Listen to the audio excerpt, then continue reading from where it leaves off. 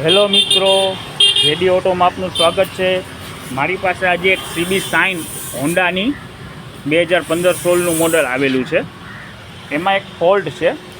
Customer 15-20 દિવસથી હેરાન થાય છે. જેણે 2 કારીગર પાસે ચેક કરાવેલ છે. ફોલ્ટ પ્રોબ્લેમમાં એવું છે બ્રધર કે આમાં સેલ્ફ નથી લાગતો. વાયરિંગ ઓકે, બધું ઓકે છે, સેલ્ફ નથી લાગતો.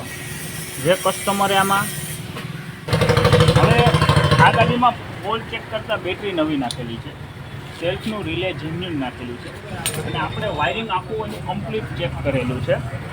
બરાબર. હવે સેલ્ફ લાગતો નથી. સ્વિચ ઓન કરતાં ઇગ્નિશન ઓન છે, જોઈ શકો છો. ઇગ્નિશન ઓન છે, હોર્ન ઇન્ડિકેટર બધું કમ્પ્લીટ છે.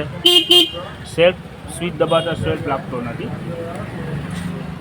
આમાં ચેક કરતાં માલુમ થાય છે. આની બેટરી ચેક કરેલ છે, રિલે ચેક કરેલ છે.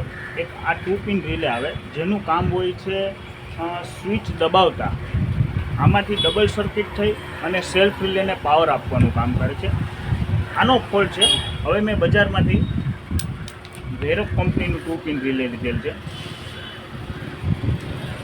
આપણે તેને નાખતા ઇગ્નિશન ઓન કરીએ.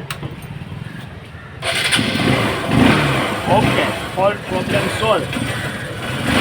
સામાન્ય 2 પિન રિલેની હિસાબથી આ ગાડીમાં સેલ્ફ પ્રોબ્લેમ થયેલો છે.